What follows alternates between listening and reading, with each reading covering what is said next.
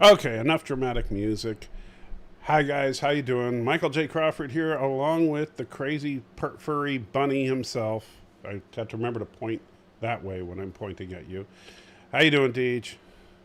I've got a pulse, so I'm doing good. Well, that is definitely better than the alternative. If you don't have a pulse, then well, I don't know. I guess depending on your theological beliefs, that could be a good thing. I guess in a weird way. Because you're in a better place. Well, either that or I'd be a walking zombie right now. That's true. Zombies not so good. So hello to everybody that's already in the chat and welcome. So Thomas was first, and then 47 Yorktown, Bradley, Orville Nation, and John DeMarco all here, and then Darren Wagner came in and decided to just be a killjoy and be mean to me. Oh, and Jordan's here too and says, don't know how long you'll be able to listen because you got 60-mile-per-hour winds and big hail. Well, stay safe. That is more important than watching me and the bunny. So, at least my humble opinion. So we decided, Deej and I have just been talking a little bit on the side, and you know what? We decided that let's try to have a sane conversation about what's going on in the nerdy sphere and stuff like that instead of some of the crazy extreme talk that's going on, whether it be the SJW crowd that just thinks that everything that is, that pushing the agenda is awesome, or the fandom menace that just thinks that everything sucks. And so we are neither of those groups. We're just a crazy bunny Ewok guy and a walking, talking turd. So that pretty much sums it up. So first on the agenda is Loki. And so now I know we talked a little bit before about episode 1, and I know you really, Deej put out a video defending episode 1 against the naysayers. And you're probably right, Positive Candor. I'm sure that some of the channels are going to call it wokey, which makes no sense, but I can definitely see that. Right, so Deej, what were your thoughts on episode 2, where we do get the big reveal? It was kind of what everybody was saying, but I have some thoughts on that. But what was your overall feelings on that? I put it right up there with episode 1. It was pretty darn good. Mm-hmm. It wasn't over the top. I don't know where these people keep going with the whole wokeness garbage, because there's really not that much in there at all. They touched little tiny bits that they might push, kind of like in the second episode. They kind of hinted towards global warming with the big storm of the, but they didn't beat you over the head with it. They didn't come right out and say it. They left it up to you to decide on your own. And right. And Hollywood's been doing global warming disaster movies for decades now. And I knew as soon as I seen that scene where a lot of the bigger fandom channels were going to push that. Which scene you mean? Which means, now they're pushing the whole global warming thing. Oh, yeah. Have they been doing that? Because I have not watched a single review of episode 2 as of now. I've jumped around listening to some of the live streams, and yes, they are mentioning it. Of course. See, and no, I'm not, Thomas, just so you know, I'm not ignoring anybody, but for right now, me and Deej are going to be talking about this stuff, so I can't respond to the chat actively. But Orville Nation throws in a couple of bucks and says truly loves the TARDIS. That is a nice looking TARDIS. So before I give my opinions on what you just said, tell everybody about your TARDIS project there. It's not quite complete. I still have to put the light that will light up on top of it, just like the regular TARDIS. So you're gonna put a blinking light up there? Oh yeah. All right, I'm going full out with it. That is awesome. And Thomas, if you sent me something on Skype, I have not been home most of the day today. I had some stuff I had to do, so I apologize. Haven't been online until just, when I sent Deej the link to this show was like 10 minutes after I got home. So I've been completely out of touch since yesterday. So I agree. I think that honestly, the global warming thing never even popped into my head until you mentioned it, and it kind of clicked because, yeah, you know how many movies have done that where in the future, either the future is a desert or water world or an ice age. You know, that's what Hollywood thinks. And so the desert type stuff, you know, has been popular since Mad Max. The water world type stuff, yeah, hit or miss with a couple of movies, and Ice Age hit or miss with a couple of movies. But yeah, I think it's crazy. I think to focus in on that makes no sense because that wasn't even the only point was a disaster that's going to wipe out everybody in the area. That's Yeah, that was the whole point of it. right. But I kind of knew where some would take it because as I'm watching this and reviewing it, I'm also thinking how they're going to think. Right. So I can try to counter any arguments that they put up because I'm getting a lot of people that come after me about my reviews and me actually liking the show. I'm surprised they didn't do something like a nuclear power plant going critical or something. He could have done that, but and I mean honestly, especially since they were looking for a clearly Western world product that Loki left behind, it would have to be either in Europe or the United States or Australia, and that kind of rules out really a lot of natural disasters like a volcanic eruption, not very common for those areas, stuff like that. So I mean, I think the way they did it was fine. I thought when you were talking about the people complaining about going crazy with an agenda, you were going to go to the female Loki reveal at the end. And I think what's interesting, and you tell me what you think about this. This is just my personal headcanon theory here. I don't think that that's Loki. I don't think it's Loki either. Yeah, I don't think it is a female Loki at all. For one thing, she doesn't act anything like Loki. And she's in a significant amount of the episode. You just don't realize that it's her until the big reveal at the end. After seeing everything she does, I think I figured out who it is already. Well, I want to hear that in just a second, but I'll tell you.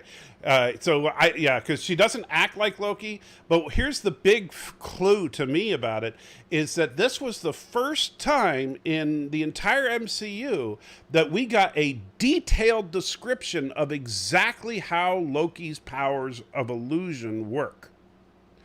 And he described it down to the quantum level for everybody to get exactly how his powers of illusion work.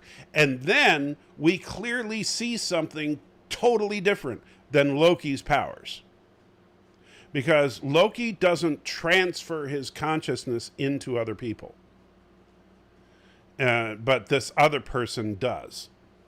No, and Loki couldn't control people unless he was using the Mind Stone. Correct. Yeah. Yeah, so I do not think for a minute that chick is female Loki. I think she is someone else. Now, you said you have an idea of who that person is. So who do you think female Loki really is? Oh, and by the way, the other thing about it is when Loki referred to her as Loki, she said, "Don't call me that. And call me Randy," because that was the name of the person she was inhabiting at the time. And so that was another clue, I think, that she's not Loki. But what were you saying? Who do you think she is? I think it's the Enchantress. Okay. That would make sense. Now, Darren, correct me if I'm wrong, but the Enchantress does kind of control people, doesn't she? Because I'm not big on the Asgardians in the comics, but I just remember the Enchantress was a blonde in a green outfit and always looking sexy. But I'm curious. So that does kind of make sense. I could see that. Now we know how she's jumping around in time because of the stolen TVA equipment because she uses the same portals that they do. There's a huge, and Darren confirms, yes, she can mind control people, and her color scheme is green. So yeah, that would make sense. I could see it being Enchantress.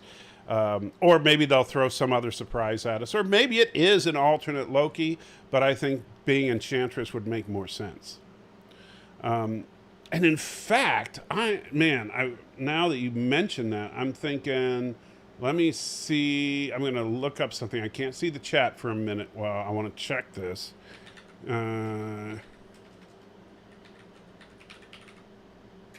Because one thing that I also just thought of, because notice that female Loki had horns, but in a tiara, right? And much smaller. Check out this, and I know you'd have to look on the live stream because just the way that it works, but it's covering you right now on the live stream is an image of the Enchantress, and notice her tiara looks very much like those horns that she was wearing in episode 2 of Loki. Yep. So, yeah, I think that would actually make a whole lot of sense. So, man, good catch there, because that totally flew past me. But yeah, so I think that makes a lot of sense. So you did like the episode. You thought it was right up there with episode 1, correct? I put it right up there with episode 1. It's really got me. Well, I enjoy time travel stuff because I'm a Doctor Who fan, so this has really got me involved, and I think it's an enjoyable and entertaining show. I agree. And LD says, riddle me this. If the red line were branches that can't go past before they become permanent, then wouldn't there be branches that already did before the TVA started in the first place? Good question. Maybe they'll explain that, maybe they won't. And Positive Candor thinks that the assistant is Kang.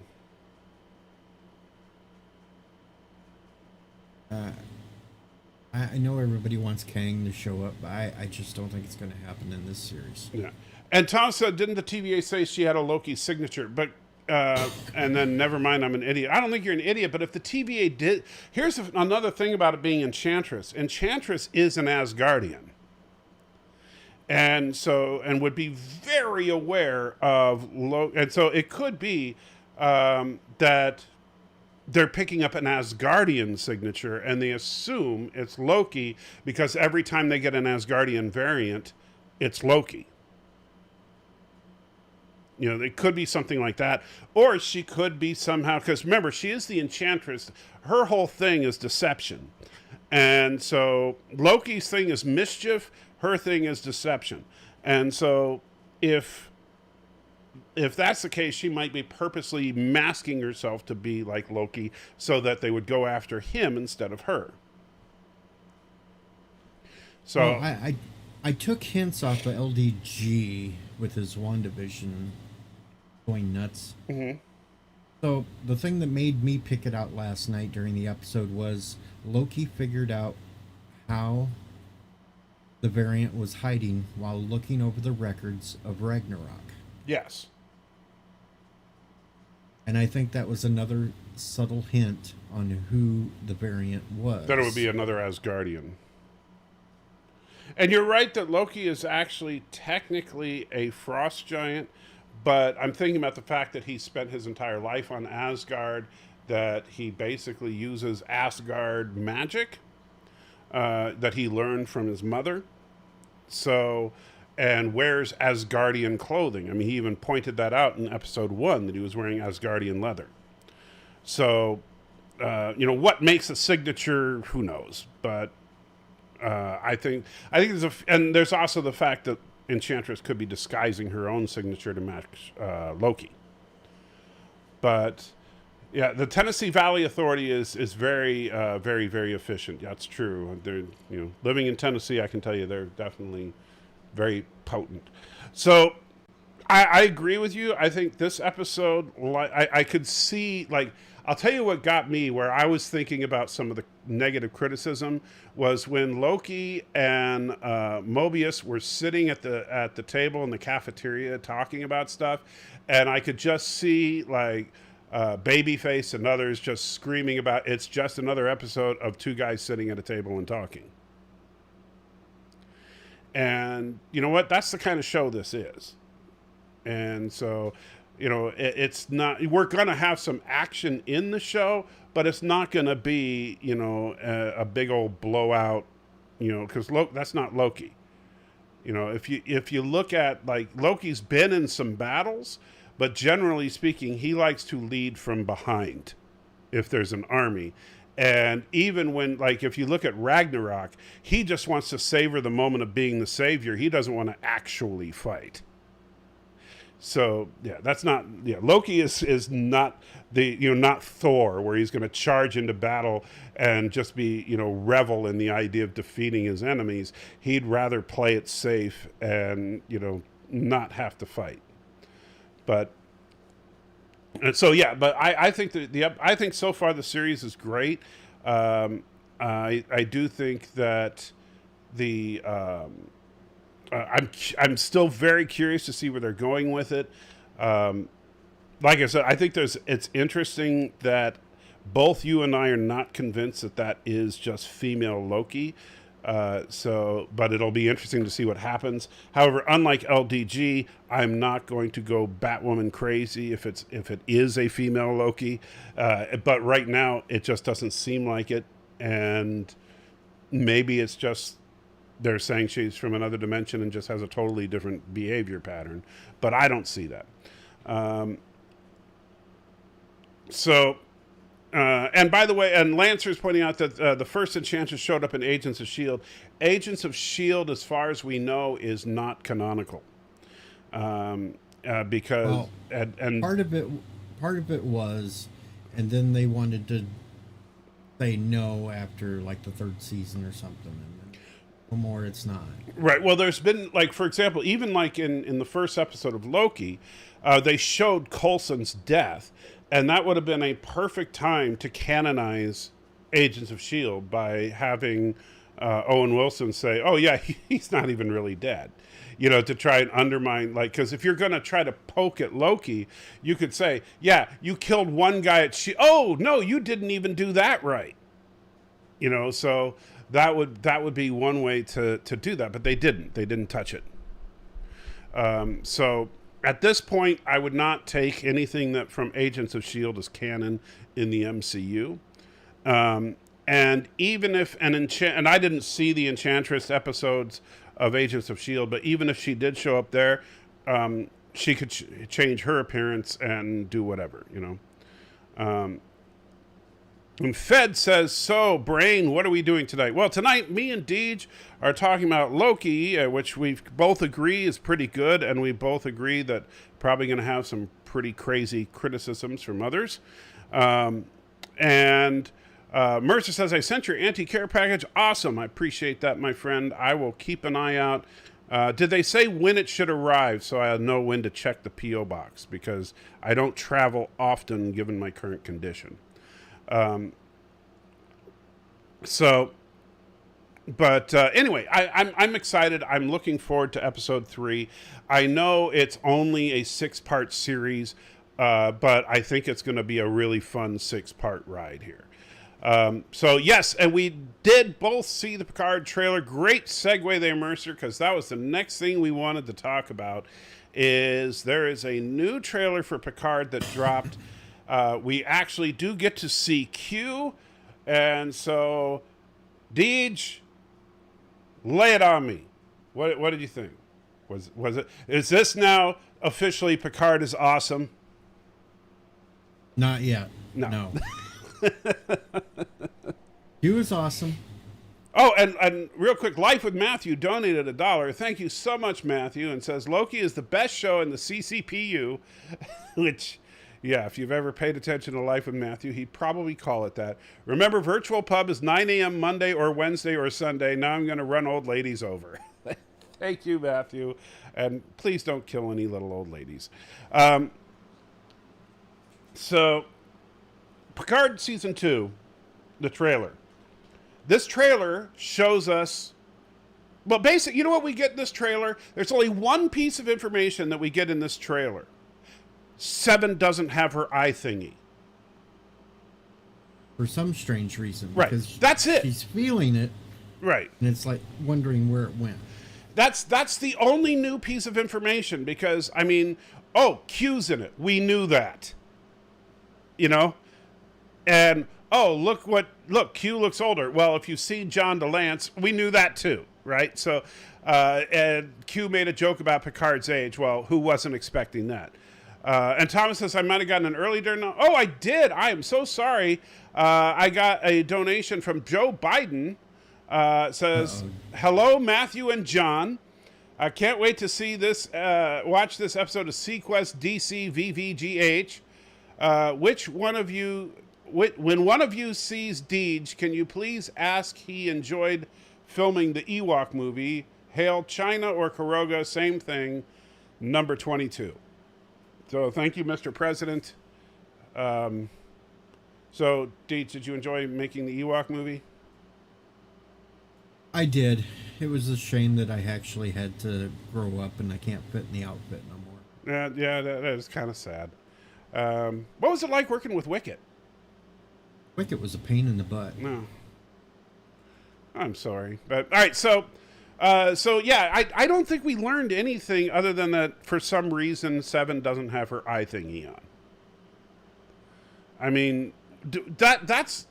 And they say time is broken. What does that even mean? Oh, unfortunately, I think they're going to go through these alternate realities. Maybe so, but, like, do you have any idea what the actual plot is going to be? No, I have no idea what the plot's going to be. And it's like, I can only take a guess. Yeah, people who are making Picard right now, do you know what a trailer is for? You know, if you're going to get us hooked, you need to give us an idea what the story is about. You know, we know Q's in it. We got that from the original teaser. We know that Picard is old. We saw that in season 1, right? So we don't need. I mean, I'm halfway surprised they didn't show Seven in bed with another woman to remind us that she's a lesbian now. But honestly, you didn't give us anything to show us what the story was about. You just dropped little things here and there. Maybe it's a way for them to connect what's happening during Picard's time to what's going to happen by the time Burnham and them get to the future. That could be. And Mercer, just so you know, as far as the address that you see in the descriptions of my videos is a P.O. box. The reason it doesn't look like a P.O. box address is because the post office will give you the regular address so that other shippers like UPS and FedEx will deliver there. If you actually put P.O. box in the number, UPS and FedEx will not ship there. But if you put a street address, they will, even though it's to a P.O. box. Don't know why, legalese, don't care, but that's why the address is what it is. It is technically a P.O. box, even though the address doesn't look like one. The truth comes out, people. He's actually living in the back room of the post office. I am. That's true. Actually, you know, since everybody knows I'm a hobbit, I'm living in the P.O. box. This is the interior of a P.O. box that I'm living in. Like, it's like if you send me a letter, all of a sudden this giant envelope comes sliding in. Fortunately, they never do that while I'm streaming. So, yeah. Seven had a wedding ring on her finger. I did not catch that. Did you? I didn't see it. Yeah. So, I will have to rewatch it and look for that. And Fed says something is broken with this trek. Think you can guess where I'm going? Somewhere up top. Well, I'll tell you, this is just not a good trailer because a good trailer should, I mean, just showing me that Picard's in it, that Q's in it, and that Seven's in it. And they showed what's-her-face, the robot chick. So we know that, and also the dude, the captain of the Rocinante or whatever the ship is. Yeah, I know that's not the ship name. Don't crucify me. But okay, so we know those 5 characters are back. That's it. That's all we know. What we should know is what's the general tone of this going to be? What direction is the plot going? Even in some of the trailers for the first season of Picard, we knew that it had something to do with androids revolting. But, so at least we knew that much. We don't even know that much here. All we know is Q is there and he says time's broken. Yeah. And it could be Picard's watch for all we know. Right. Or he could be making a joke about Picard's age, because he said, "Oh, I didn't think you'd be that old," And so, I could see Q say, "Hey, is time broken? Because, man, you look old," right? That sounds like something Q might say. You would think that Q would have made a reference about him being an android now. Right. We'll see if they actually get on that when we see it. But notice the other thing about it that we learned, it's not coming out until next year. Yep. So that means they've hardly filmed anything. Right. And it's like, seriously? I mean, come on, guys. Marvel has given us 3 shows this year. Paramount, we'll talk to you in a year. So, I don't know. Is there even going to be any new Trek in 2021? No. I mean, yeah, that is some piss poor planning. Now, granted, it's hard to blame Paramount for that because they're still working off of a lot of CBS's timeline. But still, seriously, you guys not know how to plan anything? Let's see. They need to go over a minute, watch the movie trailers today that have 3 acts, a bit of story in them. Well, even if it's a short trailer, like a 1-minute trailer can be great as long as it gives you an idea what's going on. John says Lower Decks comes out later this year. Okay, so we will get something. But still, this is if that's all we get in the entire year, that's pretty sad. Especially since animation is harder to produce than anything else. So again, me and Deej seem to be in agreement. This is horrible. We need to get someone up here that doesn't agree with us sometime. Since we both agree that the Picard trailer basically exists. That's about all. It's just to tease us and let us know that, yes, there will be a second season. Yeah, assuming Patrick Stewart doesn't die before they finish filming. Now, we're not hoping he does, folks. Now, don't get all mad at us. Right. But the man looks like he's 150. I mean, it's funny because when they showed that one shot of him coming into the house and, dropping his head down, I immediately thought he was dropping dead. It's like he looks that old. They really need to just get rid of it. I'm sorry. Picard is a bad idea. If you're going to try to do a show based on a next-gen character, do one about Riker on the Titan. Do something we want to see. Don't give us retired Picard who looks like he should be retired. Yeah, I still say they missed a big opportunity when they put Picard in a bird body. They could have recasted him. Right, that would have made more sense. I got lots of hate for that when I said that too. But... No, I agree. I think that cast a young actor to be Picard, and and then they could even say, so this body will age normally, and you won't live any longer than a normal person your age. Sorry, we couldn't make it as old as you were, but the body was already programmed to be 25 or whatever, and he could make a little crack about it. You could have made it a little older, but instead of, you could have given me a few more years, I think that would have made a lot more sense. And then you can keep Patrick Stewart as a as an executive producer so that he can still get some money out of it. But yeah, he should not be in front of the camera at this point. He absolutely should not. He has lost all charisma. Now he just looks like a man struggling to survive one more breath. Who looks older, me or Picard? I'm sorry, Robert. Look at me. I mean, yeah, I'm not saying I'm like a pillar of youth here, but next to Picard, I look like a freaking teenager.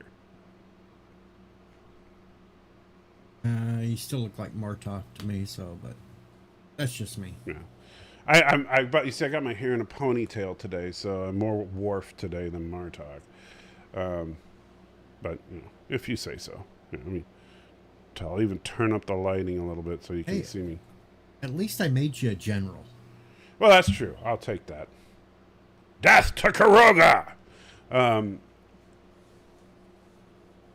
And Chief Cook says, Brent Spiner says they're going to reboot TNG as a movie. Good luck. Yeah. Now, maybe they will, but good luck. That's all I can say. You know what? You better design the most awesome-looking Enterprise ever.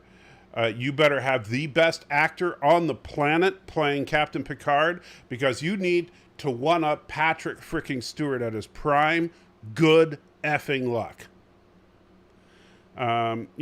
If you were to reboot the original series like they tried to do in 2009, I could see that. They could even do another reboot of the original series. They want to do a reboot of TNG. Good effing luck. That's all I can say. Because there is, William Shatner, I love him, but he was a ham in the original series, and so that's easy. But Patrick Stewart, that was Patrick Stewart at Patrick Stewart's best. And Patrick Stewart is a great actor. So I don't see how they're going to make it work. And Sisters, I agree. I don't have a problem with rebooting Star Trek. And in fact, you know what I would do, honestly, is even now, forget about Discovery, forget about Picard. I know they're not going to, but if, they handed me the keys to Paramount, and you tell me if you like this idea, Deej. So forget about all the existing shows, right? Even though I like Lower Decks, you axe it, you get rid of Picard, you get rid of Discovery, you even cancel Strange New Worlds. And then you start something brand freaking new, and you say, Star Trek, Birth of the Federation. And you pick up prior to Enterprise, and like shortly after First Contact. So Warp Drive was just invented. We follow basically the very beginning and the foundation of Starfleet. And in fact, we could even do a thing where what was Space Force becomes Starfleet. And then we can have the next series pick up around the Enterprise era where we can do the Romulan War properly, and then we can fast forward to the TOS era, and etc. But just reboot it and do it chronologically. What do you think? I don't think you have to go that far back. I just think that would be interesting. I think if they just picked up where Enterprise let off. Just do start with the Romulan War. Start with the Romulan War and work your way from there. I could see that. And of course, there's still the untapped gap between TOS and TNG. And I'm sorry, but the TMP movie era ships are the best looking ships in all of Trek. I don't care what anybody says. The refit Connie is still the best looking ship in all of Trek. You may disagree with me, but... No, I like the refit Connie better. I just did not like the Enterprise B. No, I'm not a big fan of the B. But the refit Connie, I love that ship. And in fact, you could do a series on one of the other 12 original starships that got refit. The only Starship Enterprise worse than the B was the D. I hated the D. Oh, yeah, the D is a big bloated monstrosity. The saucer section is so freaking big, it's just stupid looking. Although I will say that I think that the Enterprise D looked good in the opening shot of Picard. But I think that was more nostalgia kicking in than anything else. Yeah, I think so. Yeah, and I agree. Cinnabon TOS movie era is the best. Absolutely. I didn't know Birth of the Federation is a game. I did not know that. If you had to do a reboot Voyager with Ronald D. Moore at the helm. Funniest thing is that Ronald D. Moore was on the crew for Voyager, and he quit because of how poorly they were doing it. And then he made Battlestar Galactica to show exactly how he would do a Voyager show. And guess what? It was freaking awesome. So it's too bad they didn't listen to him. The C is ugly. I think the C is better than the D, honestly. I think the D is the worst looking Enterprise. C is better than the D or the B. Yeah, the B, the funny thing is, and Mercer, thank you so much, puts in a couple of bucks, says, I protest. I am not a merry man. Q himself looked okay. Yeah, I thought Q looked fine in the trailer, although I hope they have a line in there where, especially since they made the comment in the trailer that Picard looks old, and then you see old Q say, hello, Jean-Luc. I hope they have a line in there saying, here, let me adjust my appearance. Now that would be really funny if first when Picard looks over, they CGI in the old looking Q, and then he just snaps his fingers and appears. You mean the younger looking Q? Oh yeah, the younger looking, and he just snaps. Yeah, and poof, he looks old. Yeah, he'd be like, "Hello, Jean-Luc," and it's Q like he looked like in Encounter at Farpoint. He goes, "Oh, I'm sorry, you're really old now," and then have him look like he does today, or in fact, make him look like like so ridiculously old, like put him in like ancient old age makeup. Is this a little closer to you, Jean-Luc? And have Picard say, enough of this, Q. And so he snaps his finger again, and then just looks normal, like he looks now. Old looking like McCoy on the very first episode. Yes. Like, make him look like that, making fun of how old Picard is. Let's see. John DeMarco thinks the E is the best 24th century Enterprise. Well, let's be fair. There haven't been that... the 24th century... Because the C... Is the C a 24th century ship or a 23rd century ship? It was built at least... it was lost 20 years prior to Next Gen. And it had to have been built prior to that. I don't know how long it was in service, though. But even so, even if the C counts, you just have the C, D, and E. And, yeah, sure, the Enterprise E is the best looking of the three. So like they did in the final episode of TNG. Did they make Q look old in that? I don't remember that. Did Q do a thing where he made himself look old? I don't remember that either because I spent more time rewatching like DS9 Enterprise than I have Next Gen. He mocked Picard in a decrepit old man form with a hearing horn. Yeah, exactly. Do something like that. And I'd be perfect. And since he actually did it once before, it would make sense that he would do it again. So I haven't watched All Good Things in a while. So, but yeah, absolutely. I think that would make sense to have Q do that. Because that's just how Q is. He loves to poke fun at Picard. But yeah, I think that the Enterprise refit is the best looking of all the Enterprise ships, bar none. But of the Next Generation era, clearly, I think the E is the best looking because honestly, I think part of it is that it's the closest to the Enterprise refit as far as its proportions. The saucer isn't too big in comparison to the secondary hull and the warp engines, and in fact. It would be much closer in proportion if you just didn't have the saucer shaped like an oval and you made it more like a saucer.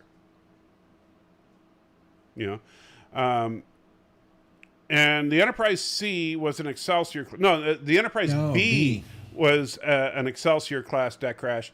And by the way, good to see you. I haven't seen you in a while. And the Enterprise B was a modified Excelsior, and that's what I wanted to say a minute ago, is I like the Excelsior. It took a while to grow on me, because when I first saw the Excelsior, I said, what an ugly ship. But then later on, it kind of grew on me, and I kind of liked it. But, like, I liked it in Star Trek 6. I thought the Excelsior was cool in Star Trek 6. Enterprise C was an ambassador class. Right. But the problem with the Enterprise B is they took the Excelsior and they're like, let's glue on some unnecessary bits on the side. And it's like, why did you just ruin the Excelsior? That made no sense to me. So I don't understand why they did that. They should have just had it be an Excelsior class ship. There's no reason that they had to modify it or design something totally new. But don't give me an Excelsior with fins on it. You know? Deck Crash loved the Excelsior from the moment. Not me. It took me a while, but I grew to like it. Mercer says all good things is kind of a strange masterpiece. I don't know how it works so well, but it does. I think it was great. I just haven't watched it in a while. I need to correct that. I'm probably going to watch it in the next few days. So interesting that this all turned into a big old discussion on what's the best looking starships. But that just goes to show how much we don't care about Picard. Look at how people are on fire to talk about which version of the Enterprise is the best, and when we talk about Picard, people are falling asleep. You know, and I think we can all agree the J is the worst. You know what? I will agree with you on that. The D is really bad, but the J is like, what is this? Who is the? I mean, this literally looks like someone took a Photoshop image and just stretched it to insane proportions. Phi thinks the Enterprise C is sexy. I think it's better than the D, but I would not call it sexy. I only had one complaint about the Enterprise C. It had the back parts for holding up the warp cells like the D, and I just don't like them being flat straight out. I like them pointed up. Yeah. In a V shape. That was like one of my complaints about the Excelsior class, is I didn't like the support pylons. It doesn't make sense. Because you should have a straight line from the engine room to the warp nacelle. So the warp plasma, I mean, why would you have the warp plasma go at a 45 degree, or not a 40, go out 90 degrees and then turn up 90 degrees? How does that make any kind of sense in a design? Or is it 45 degrees? I'm getting my degree. No, it's 90. No, wait. 180 is, no, so it is 45. Anyway, you know what I'm saying. You know, it doesn't make any sense to have it take an extra turn. And don't get me started on magnetically held nacelles. Oh, from Discovery? Yeah, don't get me started on that garbage. What's the point? How does that even work? It's truly just magic at that point. Because if the engine room is in the secondary hull, how do you get warp plasma to the nacelles? Magic. Yeah, it's just magic. It's all just frickin' magic. Now, Deck Crash was asking if you missed the Loki discussion. You did, but in a nutshell, Deej and I both love the show and are very, very concerned about some of the negative attitudes about it out there because they don't make a lot of sense. But we both really like it, and we're both really looking forward to seeing what they do. Neither one of us think that the female Loki is actually a female Loki, but we have different ideas of who she might be. So that's about the extent of that discussion. So, even though the Voyagers used to have chanted in cells, I'm not sure what you mean, Vector 1. But Voyagers' nacelles, at least there's still a straight line no matter what configuration they're in, right? The Voyager nacelles move, but there's not a bend in the pylons. And it just seems like you're unnecessarily complicating the engineering of directing warp plasma if you're making it go around a corner. It's quantum plasma. Yes, that's what it must be. It's quantum plasma. That's how they do it. But yeah, the separated nacelles in Discovery 32nd Century make no sense whatsoever. They just did it because they were like, ooh, how can we make the technology seem more advanced? Hey, I know. Let's have the nacelles not be attached. Yeah, brilliant. Never mind the fact that it makes no sense to how they're powered, because even, I don't care if it's 32nd century, you can't tell me that it takes less power to suspend the nacelles away from the ship than it would take to get warp plasma into the nacelles through pylons. How is that a power savings?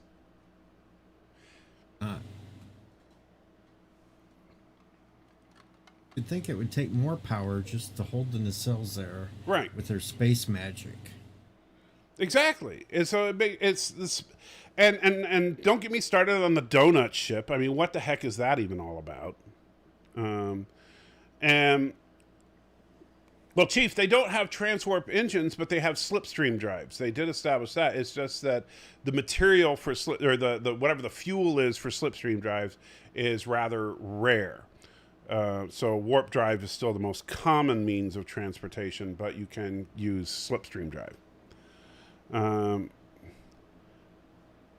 And speech to text is being funny. Sorry, I meant to say Voyager had canted nacelles. I think your speech to text is still not quite getting it right. And so, and I'll say this. I think that the Voyager was not a bad looking ship, but I think that the best looking ship we got on Voyager was the Equinox. I think the Equinox should have been Voyager. I mean, and in fact, even with size, it would have. Why do we keep trying to make starships bigger and bigger and bigger?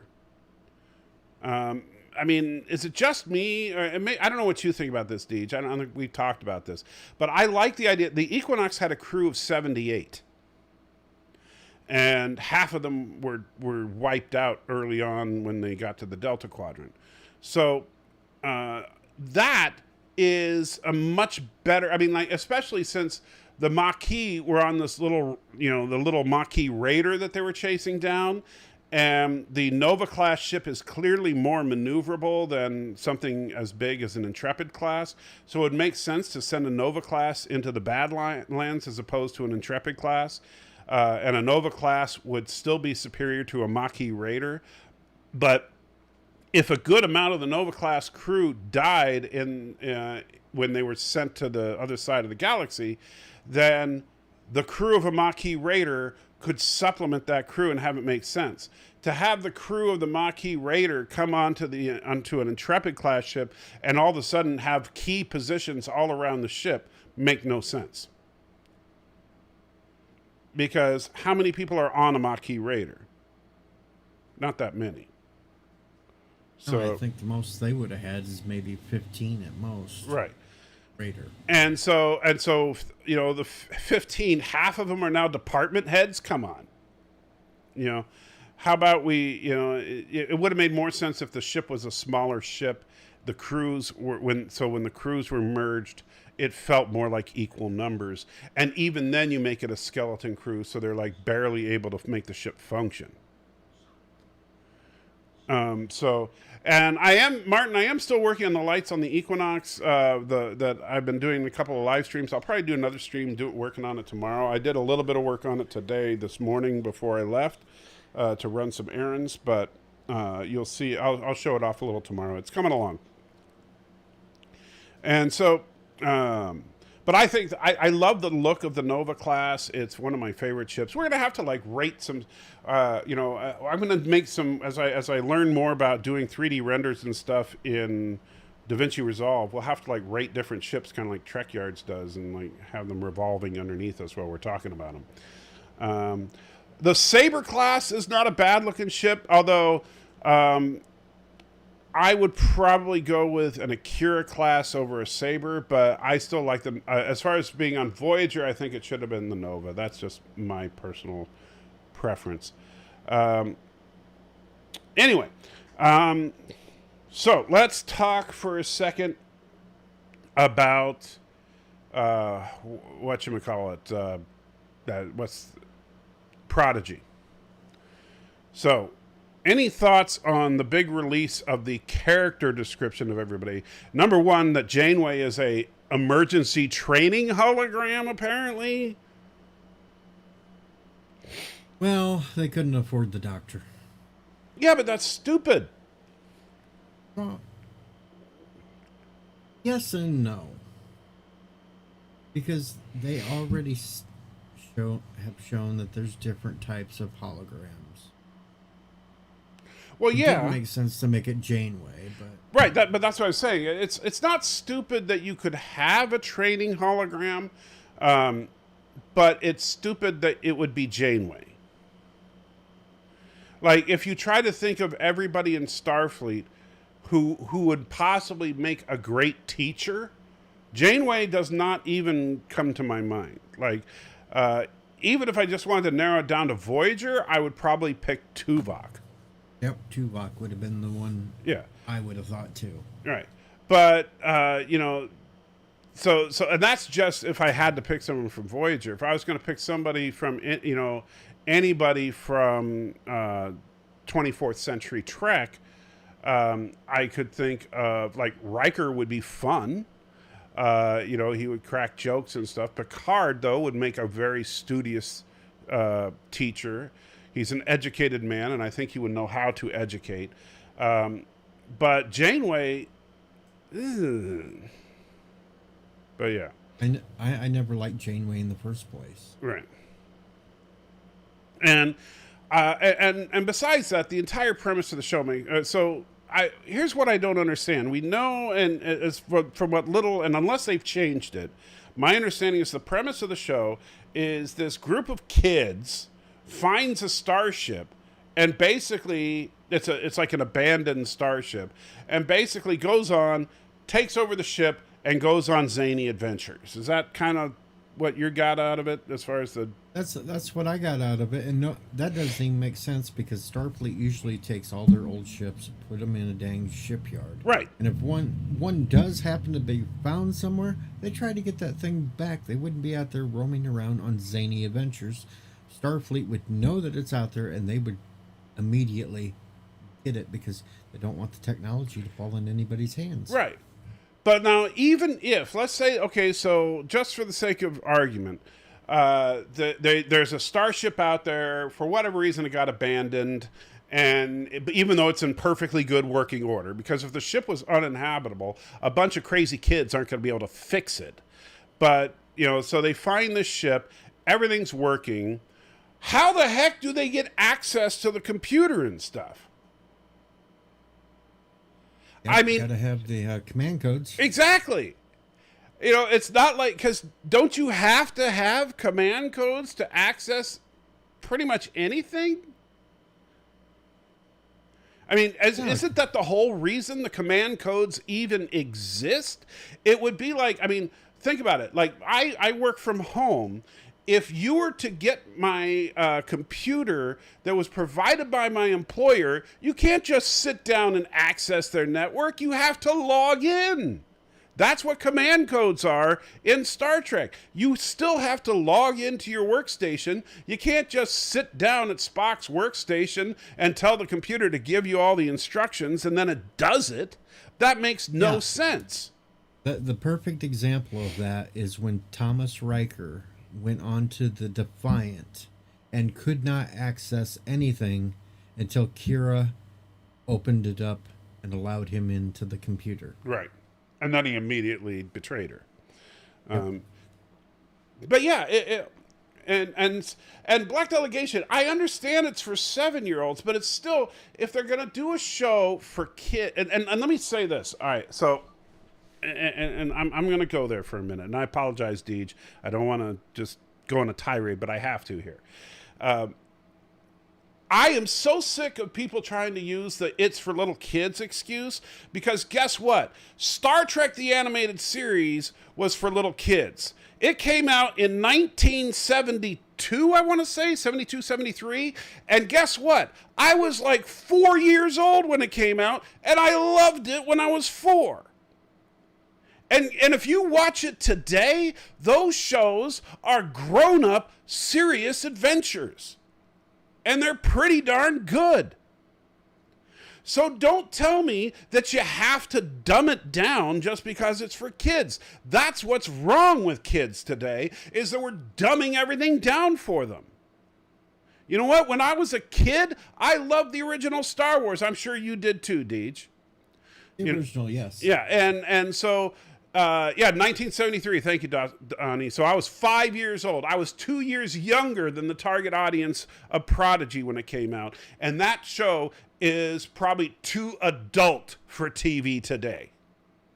You know, because they deal with actual science fiction themes and ideas.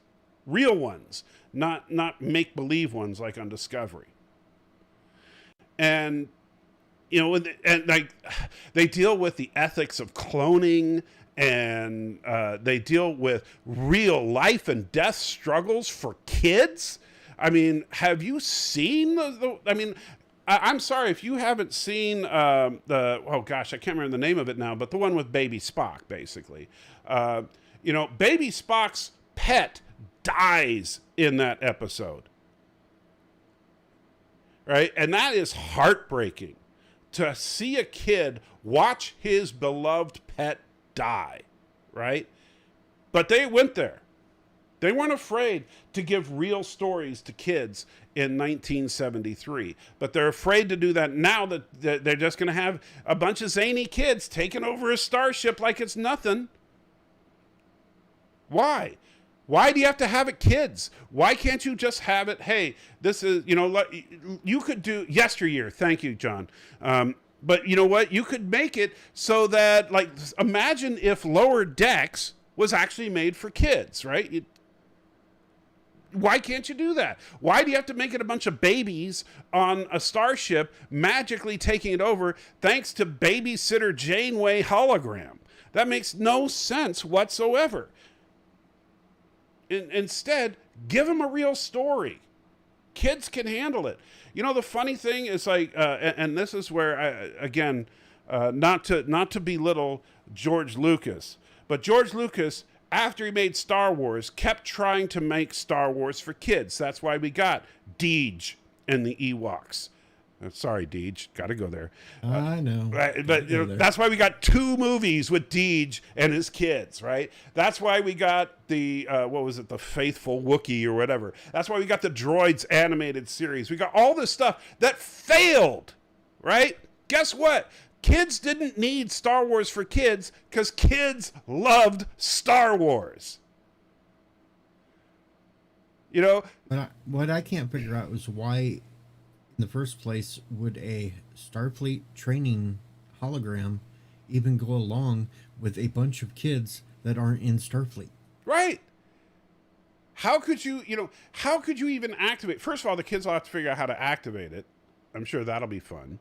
And then once they turn it on, what the hologram should do is, well, you're not Starfleet Academy graduate, so I can't help you. Have a nice day.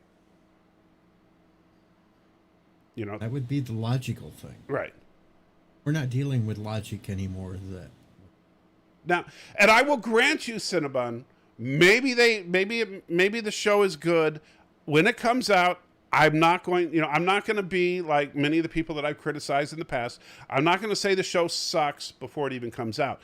But from what they're showing us, it makes no sense. It seems like they're trying. I mean, first of all, Star Trek in the modern era has already been dumbed down. And it seems like they're trying to dumb it down to the next level for kids.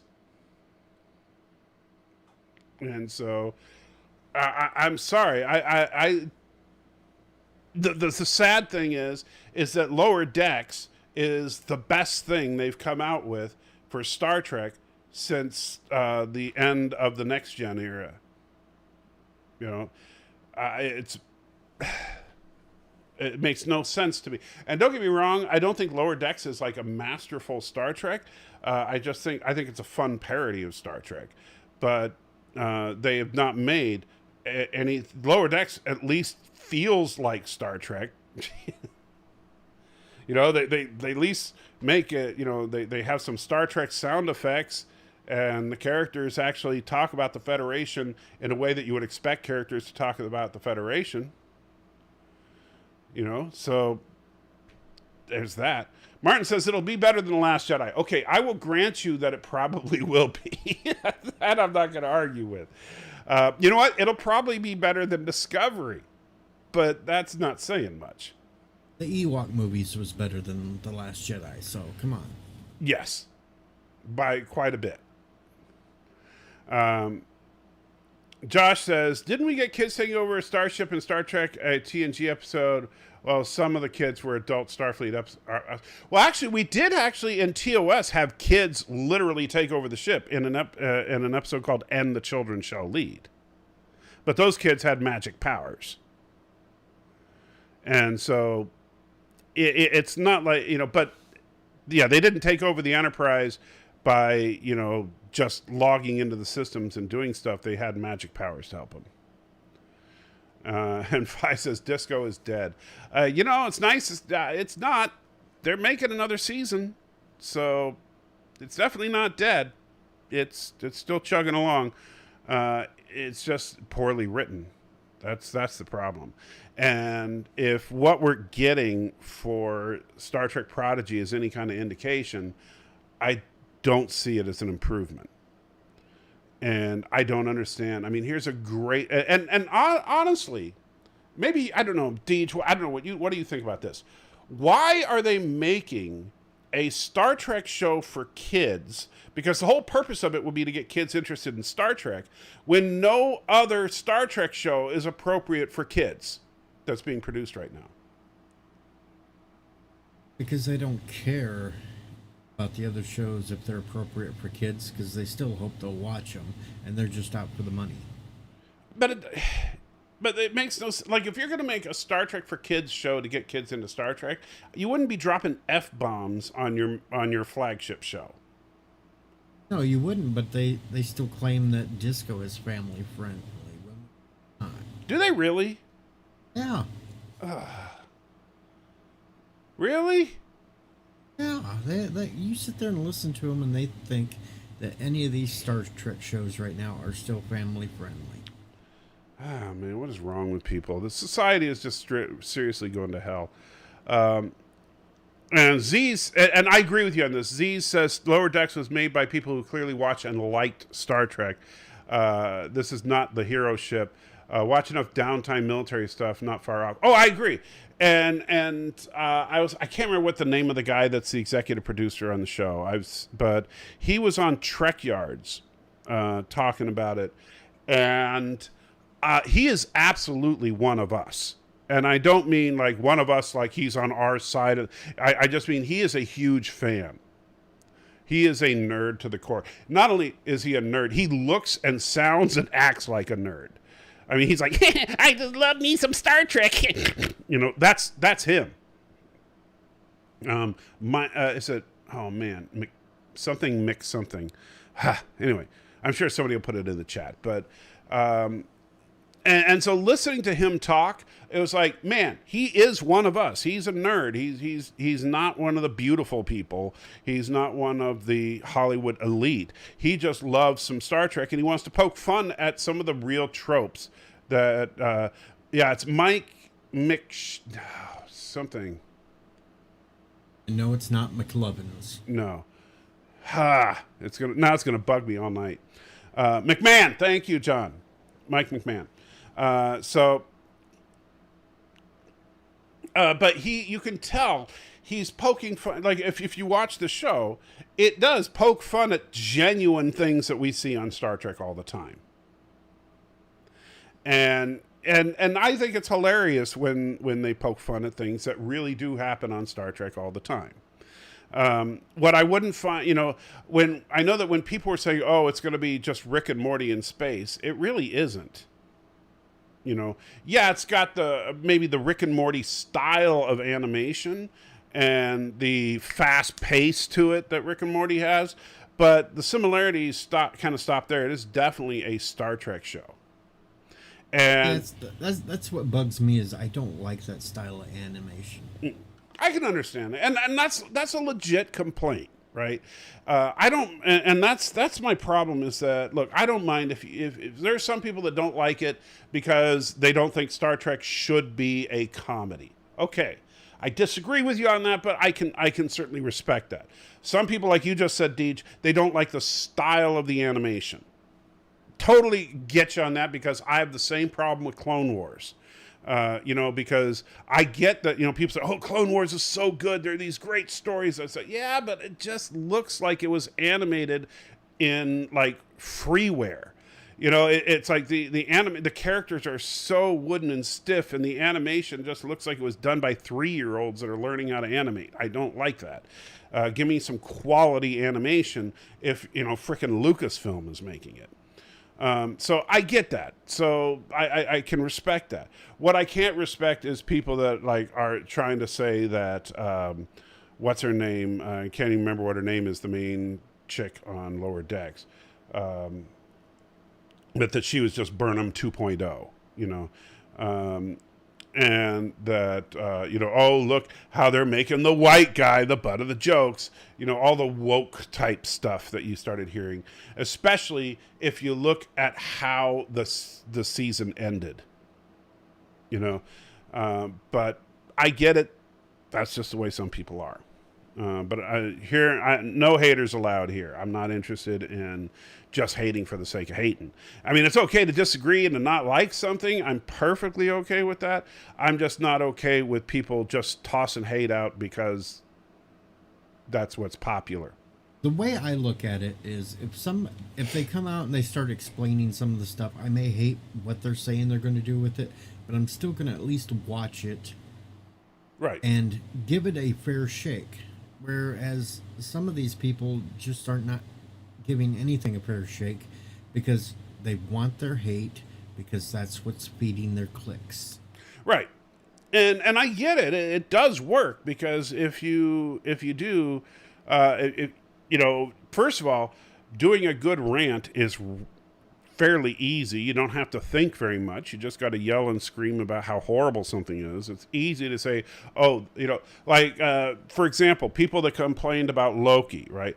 Oh, it's boring. It's just two people sitting at a table. It's stupid. It's like, I figured it out 2 seconds in. You know what? First of all, if you figured it out 2 seconds in, here's what I want from you. Send out a tweet 2 seconds after the episode premiered, telling me how it's going to end. Don't tell me after you've watched it that you figured it out 2 seconds in. I quite enjoyed during Loki. Yeah. Loki stealing his salad and trying to explain to him where the... Oh, that was fun. I love that whole thing. I thought it was funny. Yeah. It's like the whole time, you know, he's just trying to be a dick and ruin his salad. That was like the whole point of that. And I loved it.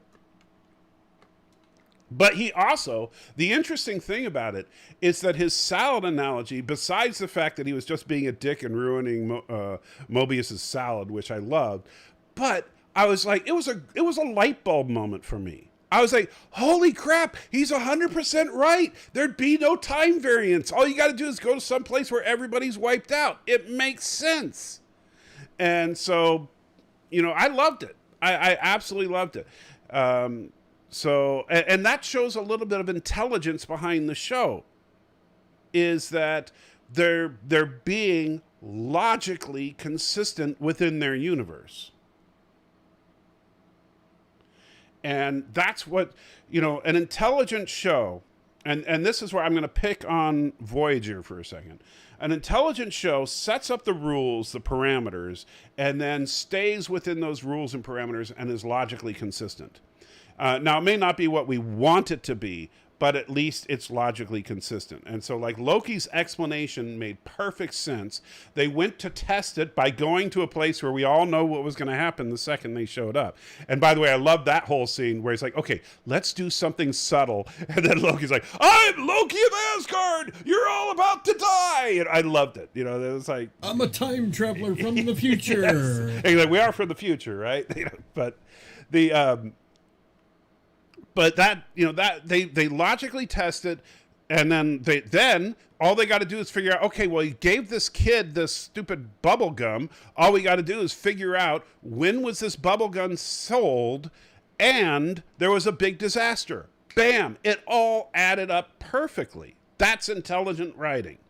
What's not intelligent writing, and here's where I'm going to pick on Voyager, because it's too easy to pick on Discovery and stuff, I'm just saying, is, we got a problem. I got an idea. Let's just say we can fix it by having the deflector dish emit some kind of particle. And, I mean, that's lame, right? And even though, look, I know that Voyager had some good episodes. I'm not saying they didn't. Equinox was a great two-parter. Scorpion was a great two-parter. But when they start using the deflector dish on Voyager, it's just magic. And you're wagging your finger at me. What do you? So they're trying to borrow my TARDIS now, and I'm not letting my TARDIS go. Yeah, yeah, he's not giving up the TARDIS. It's, you know, and the cool thing though is that next room is infinitely large. Well, there's lots of rooms beyond that door. Yeah. More weed, says Nicole. Well, I wish it was legal here, and I don't want to hear it, Deej. I don't want to hear it. Don't you dare show me anything. Okay, I won't. Yeah. Jerk. I wish they would make it legal here. And yeah, Martin, so Technobabble solves everything. See, that's a problem with Voyager specifically, because Voyager did it more than anybody else. But when you start just like coming up with magic solutions to everything, or, you know, like, okay, so I'll pick on Discovery for a second. No matter what the problem is, Michael Burnham just happens to be an expert in it. And then she'll save the day, right? And Mako says, you didn't like Voyager, but watched 7 seasons of it. Absolutely. And you know what? I don't like Discovery, but I've watched 3 seasons of it. And I will watch season 4. And I will watch season 2 of Picard, even though I didn't like season 1 of Picard very much. And I extremely hate Doctor Who right now, but I still watch the past 2 seasons. That's what being a fan is, Mako. It's like, I like Star Trek even with its warts, right? I wish Discovery didn't exist. Boy, do I wish Discovery didn't exist. But at least I can say, hey, you know, I kind of like all the ships in it other than Discovery itself and the donuts. But most of the other ships I thought were pretty cool. I actually liked their redesign of the Enterprise, but, you know, then they decided, hey, we'll show it to you at the beginning of the season, and then we'll take it away until the end of the season. And it's like, dude, why not just set the whole season on that ship? It's so much better than Discovery, but oh well. And Chief says, I do agree that Janeway should have been promoted to Admiral before... I do agree that Anti-Trekker do all agree that Janeway should have been promoted to Admiral before Picard, right? No. I mean, think about it. Picard has saved the Federation countless times. Has, you know, he defeated the Borg, and I mean, he's done so many things, and Janeway managed to get her crew home. And that's it. She could have got him home a hell of a lot sooner if she just would have had a baby with you. Right. She also could have gotten them home sooner if she just figured out that torpedoes have timers. You know, Voyager should have ended on episode 1, which he just says, okay, here's what we do. We'll beam a couple of photon torpedoes onto the array. We'll set them to go off in 3 minutes. And in 2 minutes and 45 seconds, we'll have the array send us back. The end. You know, that little logic would have fixed it. But so Janeway's promotion to Admiral was because she managed to, after she screwed up, get most of the crew home. Not even all. And that's only after letting traitors to the Federation have full access to classified Starfleet materials. Not to mention a Borg. Full access to Starfleet classified materials. Oh, did I mention she made an illegal treaty with the Borg? Just saying. And she broke the temporal rules. Yep, she violated the temporal prime directive. Her official explanation was the hell with it, I believe. Oh. So, yeah. But for that, she gets promoted to admiral. Was Picard offered the admiral's job in Conspiracy? Well, that's like, wasn't that first season? Picard, that doesn't even make sense. Picard shouldn't have been promoted that early.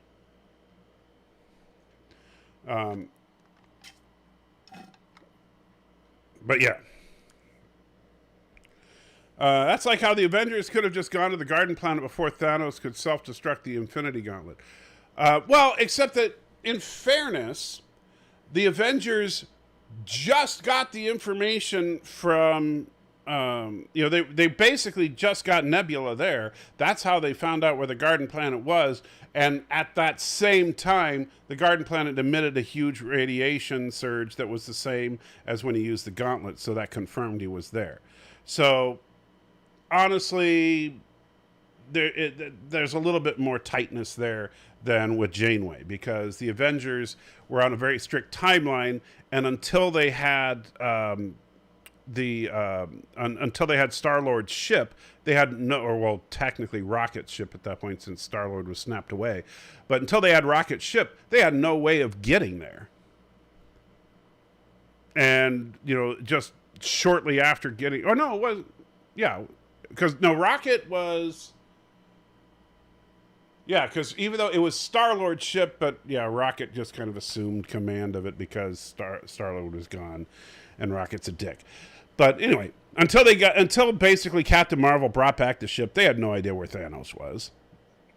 And then it was too late. Let's see. I mean, granted, the rat that saved the universe is a bit much. I think that was kind of silly. I think it would have made more sense for someone to just say, man, what is this thing in the back of this van? Flip the switch, I don't know, and then have it spit him out. But to have a rat hit the button by accident, I thought was silly. The rat was a stand-in for Mickey Mouse. Yeah.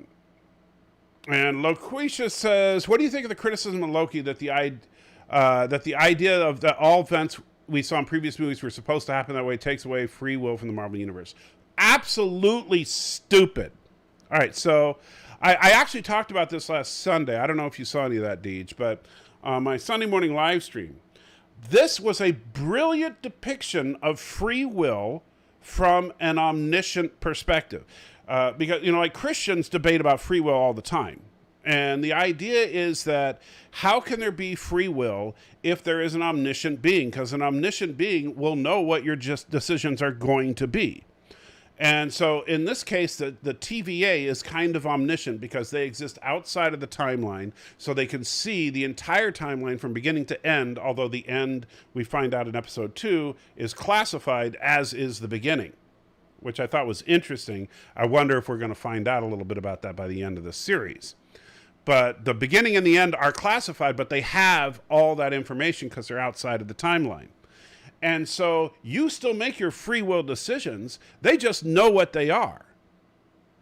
But then if somebody gets a infinity stone, let's say, and disrupts the timeline, well, then they got to go do something about it.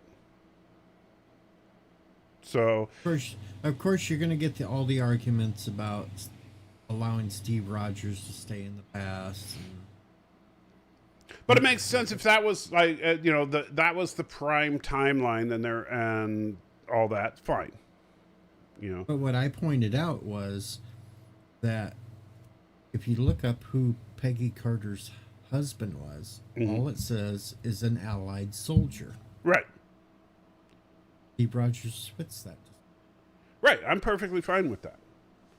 He could have just stayed in the past and married her and kept quiet and Didn't let anybody else know that it was him. And Chief says, Antricker, can you explain how Picard and Seven and Borg Kid still has not told us how the Borg were created? Yes, because writers. I mean, honestly, first of all, I don't want them to tell us how the Borg were created because no matter what they do, it's going to disappoint us. Just look at Doctor Who. Yeah. Doctor was always supposed to be mysterious. Right. And the Borg are one of those things that, hey, you know what? I know some people want to think that it was the machine planet from V'ger. That's what they did in one of the Star Trek video games and stuff like that. I think my theory was the best, where it's actually that they're a variant of the brain parasites from Star Trek, the original series. But no matter what the actual origin is, if they put it on screen, people are going to get, not everybody, but people are going to get pissed. Somebody's going to get worked up about it, and somebody's going to come up with some reason why that can't be the answer. And it's more fun to have the speculations than it is to have them feed us the answer. And because no matter what they give us, it's going to be not as exciting unless they just happen to pick what you were thinking. Like Cinnabon just said, the Borg came from a fusion of V'ger and the whale probe. Now, if that's what it actually came out to be, you would be happy, but nobody else would be.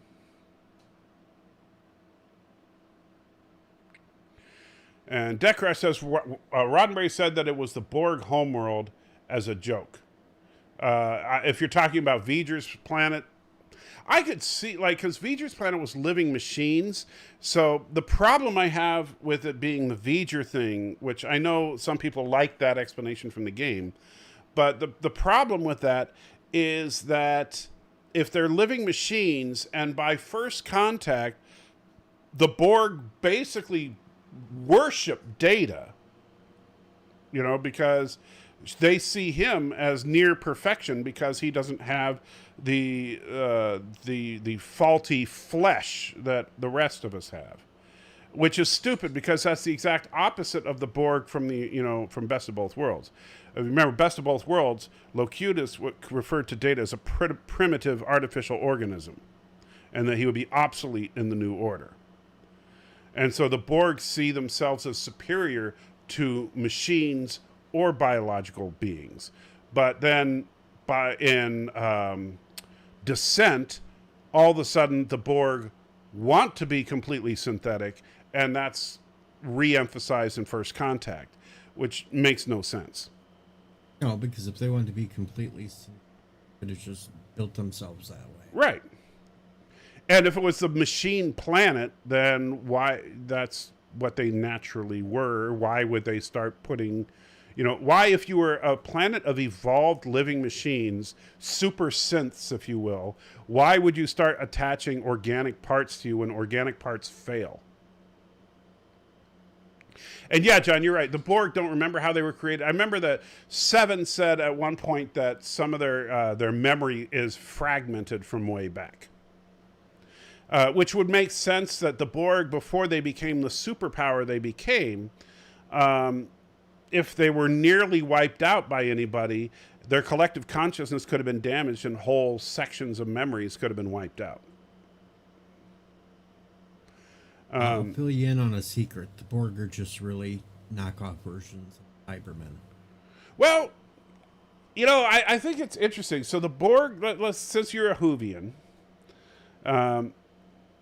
let's bring up the hypothetical battle here. Borg versus Cybermen.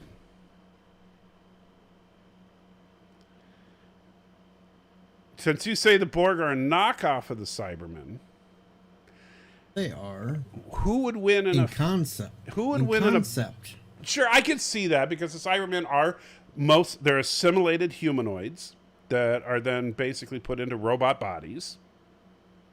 Now the difference is that Cybermen are pretty much just humans in robot bodies, right? And then I must know: is it Cybermen of old, or these new Cybermen? Well, I don't know the difference, so you tell me. Originally, Cybermen, the only way you could destroy them was with gold dust. Had to Okay. hit them with some gold dust. So, Other ways you could not kill them. Nowadays, you just shoot them, they blow up. but here's the problem with that. If you're going to have a Borg versus Cyberman battle, the Borg are not interested in killing anybody. They're interested in assimilating. So unless you could come up with a reason that the Cybermen would be immune to nanoprobe attack, I don't see how the Cybermen could win. Well, today's version of the Cybermen, that sort of nanite based how they can assimilate too. How do the Cybermen assimilate in the? Because I know in the original, didn't they have to like take you and put you in a machine and all that to assimilate? Well, they still technically have to do that, but they can attach things that will put them under the control of the Cybermen properly assimilate them. Mm-hmm. Whereas the Borg just shoot them up with nanoprobes and Right, start assimilating, then they replace the bigger sections. right. I think, though, it would probably come down to the Borg collective could out the Cybermen. You think the collective could wipe out the Cybermen? Yes, they're more of a collective, and they You, that'll you faded out. yeah, this Cybermen would lose. Well, hey, you know what? I appreciate the honesty there. Because, and by the way, that's what I love. If we're going to talk about like who wins in a fight, is can we be honest when our side loses? Because that's where I think that and that's where I have the big problem with Star Wars fans in the Star Trek versus Star Wars fight. Because Star Wars fans always want to come up with the most crazy ideas of why they would win. And if you look at on-screen canon, it's just not going to happen. And sorry to go there, but I have to. Borg versus Jem'Hadar. Chief, I talked about that a long time ago when Lore Reloaded did a video several years back where he said that the Jem'Hadar would win, and I absolutely ripped into him back then for it because I think the Borg, in an all-out war, if the Borg found that they wanted you, they're going to get you. Oh, and I'm sorry, I completely missed it. Alex Kurtzman donated $1 a little bit ago and said, Discovery is very kid-friendly when we were talking about that a little while ago. We need to indoctrinate kids to believe what we want them to believe. Free speech and thought must be suppressed. So what is the next movie? I need some ideas to use. Well, now Josh brings up the point Daleks versus Borg. I think that would be interesting, but I still think that the Daleks... the problem with the Borg, okay, if we're talking... so if we're talking ground combat, which is where we're basically end up with most of the stuff, because let's be real, ship-to-ship battles, it's going to be very hard to argue too many things can wipe out Borg cubes very easily.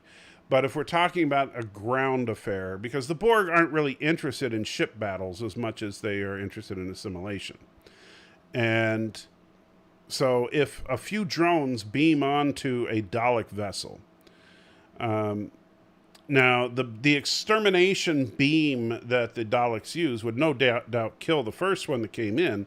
Would the Borg defense be effective against it? It is an energy-based attack, correct? It is, but I still think the Daleks would win out in that one because they did fight the Time Lords down to where they were basically had Time Lords beaten. Well, if it wouldn't have been for the Doctor stepping in. Here's what we don't know, and this is what I would love.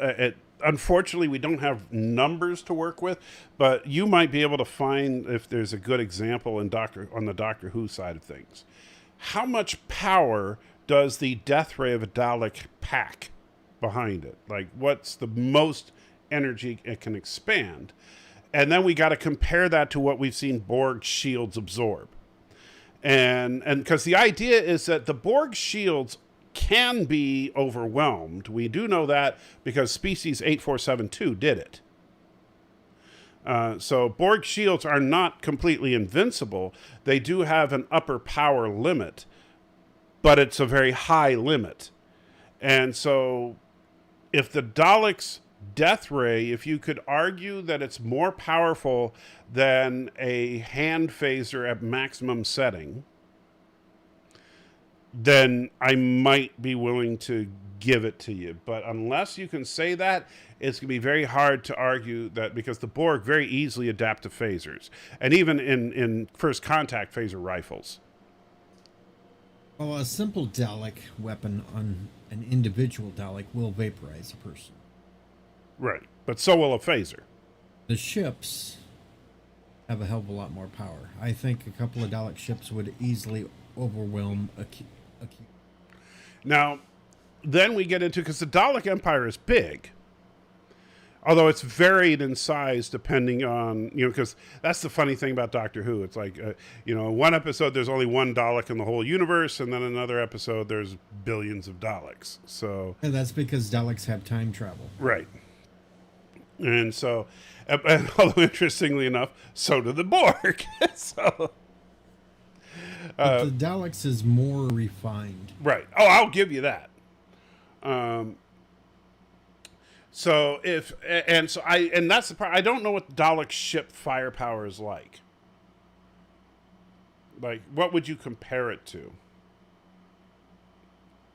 Not much you can compare it to, because, like I said, they overwhelmed Gallifrey's defenses. Right, but would that, for example, could the Dalek ships? We know that species 8472. That's the one ship that we know overpowered the Borg. And so species 8472, it took, I'm trying to remember, I think something like 8 to 10 bioships took out a planet. So could 8 Dalek ships take out a planet? Like, not just destroy the surface of a planet, but literally destroy the planet. Say yes. Okay. If that's the case, then I would give it to you. I think that the Daleks would probably win. Because that's the power level we saw at 8472. And 8472 absolutely would have destroyed the Borg had Voyager not helped them. Because at one point, the Daleks was close to having the reality bomb that would have wiped out all life in the... Right. And the Dalek, well, and that's the fun. The Daleks are just, they just want to exterminate everything because they're dicks. And the Daleks would not stop against the Borg because they would see them as a threat and they would want to exterminate them all. And Martin, I get it that Doctor Who is more fantasy, but just because there's fantasy doesn't mean there's no limits. And that's why, I still would argue that I think that in ground combat, I think the Borg would still have the only way that the Borg can be beaten in ground combat really is if whatever they're fighting can't be assimilated. And I don't know that you could say that about, because inside the Dalek shell is just a slug basically, which would be as vulnerable to assimilation as anybody else. And but a cyber or a Borg would not even try to attempt to assimilate a Dalek. They probably wouldn't. It is a slug, right? Well, that's the interesting thing about it, because the Borg might find because. And it also, and this is a big problem with the Borg over time, is that I like the way the Borg were in Q Who more than any other phase of the Borg. Because in Q Who, what the Borg were interested in was technology. And so in that case, the Borg would be very interested in the Daleks. But by first contact, the Borg were only interested in assimilating various life forms. In which case, they wouldn't care about the Daleks, because the Daleks wouldn't add anything to the collective. So I think that's the interest, because I think the Borg of Q Who would definitely go after the Daleks with everything they had until they captured, especially if the Dalek ships are as powerful as you say. The problem that you run into is once the Borg assimilate a Dalek ship, they will be able to very quickly start manufacturing Dalek technology. And so at that point, if they manage to get their hands on Dalek tech, that's how they win. That's how they beat foes that are superior to them, is all they got to do is assimilate one of them. And once they do that, they have all their tech at their disposal. And that's what they in Q-Who, that's what they were going to do with the Enterprise. Remember, they scanned the ship, they decided, yep, this is worth assimilating, and then they even warned them that, hey, we analyzed your defenses, you can't resist us, so yeah, don't bother. And resistance is futile. Well, they didn't say resistance is futile. Interestingly enough, they just said if you defend yourselves, you will be punished. And if resistance is futile didn't come until Best of Both Worlds. But in Best of Both Worlds, all of a sudden they were interested in assimilating the human species. And they even said, well, their priorities seem to have changed, but we never got an explanation as to why. And then, of course, and then for some reason, in Descent, they wanted to become fully synthetic. And then in First Contact, they wanted to be synthetic, but they also wanted to assimilate more species, which made no sense whatsoever. Why did they bring in the Queen, you idiots? And then, of course, in Voyager, the Queen just became a petty bitch. And that's pretty much the evolution of the Borg. And which is too bad, because they started out as the best new villain Star Trek's ever had, and then they ended up a petty bitch. And it's like, really? So I would say that if the Daleks ran into the Borg from Q-Who, the Daleks would be in trouble. If the Daleks ran into the Borg post Best of Both Worlds, the Daleks would win, hands down.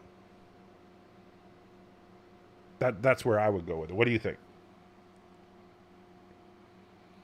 I'm still sticking with Daleks on that one. So, and John says, Descent wasn't the collective, so I wouldn't count that one. I wouldn't either, John, except that if you look at the way the Borg were in First Contact, kind of supports their attitude in Descent. That the Queen was genuinely confused as to why would Data want to be human when he's already closer to perfection. And the one thing that the Borg, from that point on, what the Borg always worshipped was perfection. And that kind of became their end goal from that point on. But in Q-Who, what they really wanted was to simply improve their tech. And that made sense. And Deck Crash says, you'd be a petty bitch too if one race kept successfully thwarting your every effort to assimilate them. Well, they only succeeded of resisting assimilation twice. Because Descent doesn't count. They weren't trying to assimilate anybody in Descent.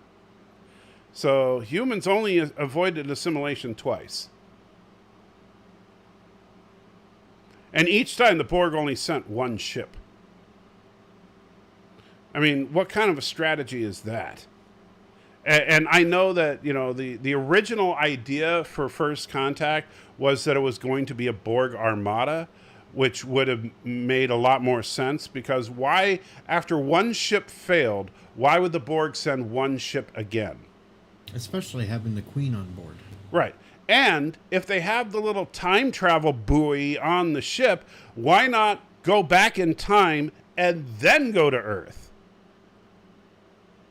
Why go through the trouble of fighting your way through all of Earth's defenses and then going back in time? How about you go back in time before there were Earth defenses, and then you assimilate, no resistance. You win. Automatic win card. And Deck says 4 times? Not at that point. Not when we were introduced to the Queen, that was only the second time Earth was attacked. And so That's only, at least as far as I can remember, because the Borg only, they appeared in a handful of TNG episodes, but in Q Who, they didn't actually try to assimilate anybody.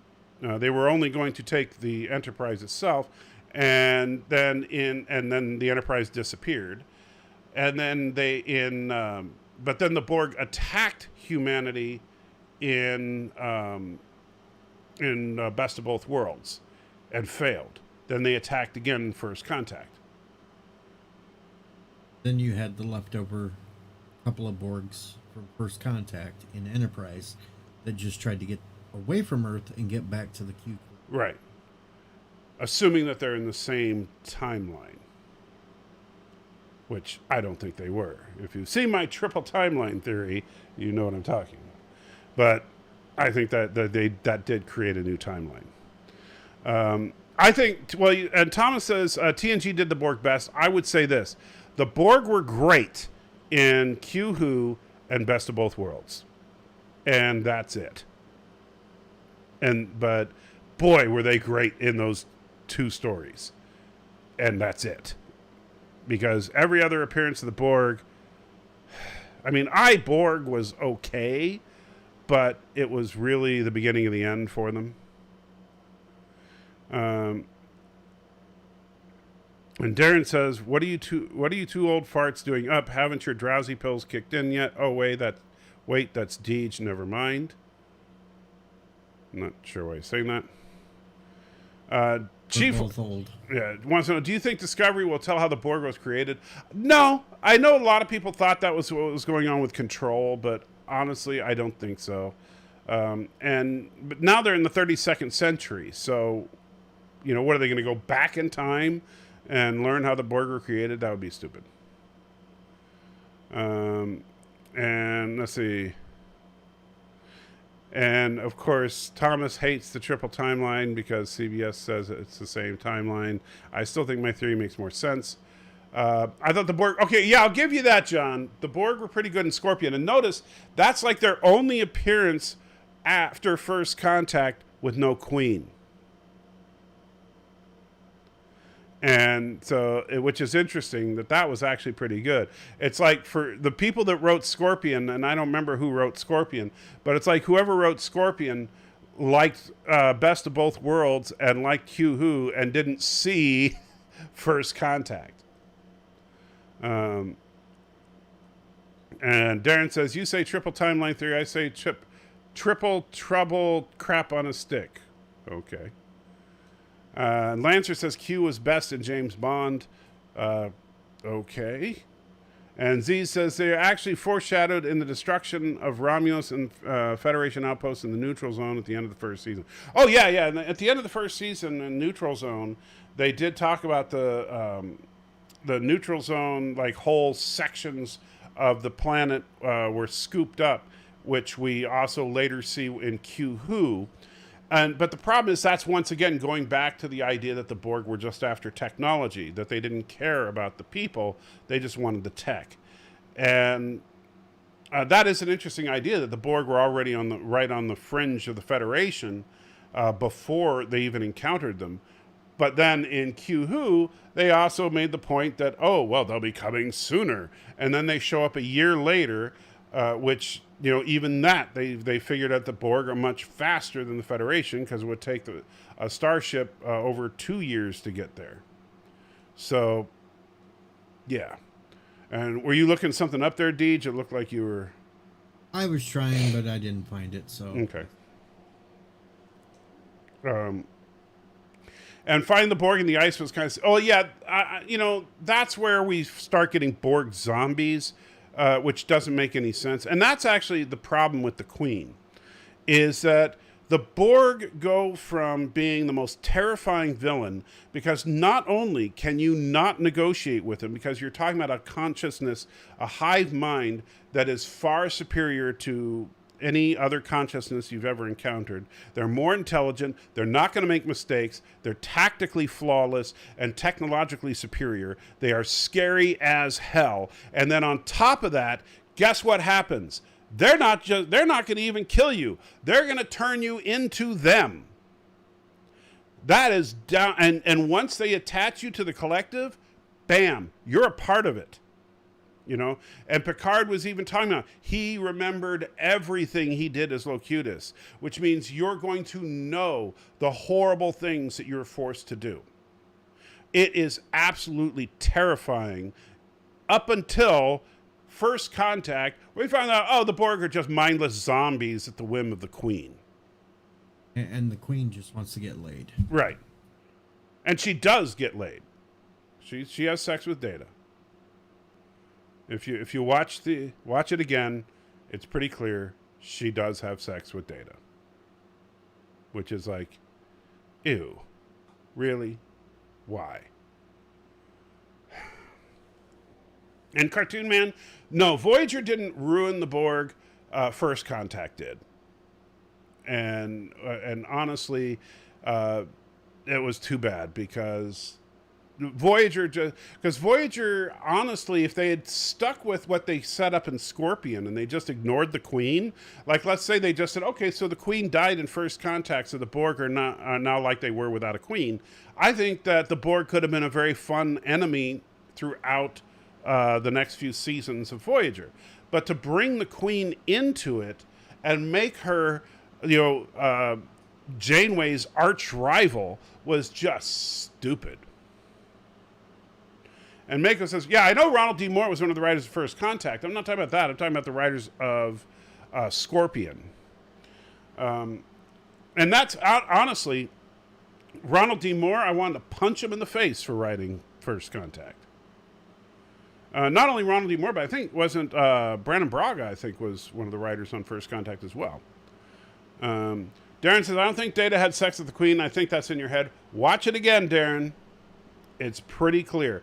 The Queen is approaching Data about and asking him about his functionality, and he's explained it to her as she's touching him and stuff.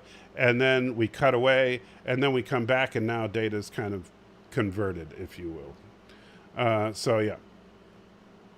And remember, 7 of 9's parents were assimilated before Q-Who, which I know, which makes no sense. I mean, because now we have, that's why the triple timeline theory is necessary to explain some of this stuff. Sorry, Darren, because how is it possible that the scientific community knew all about the Borg before the Enterprise encountered them?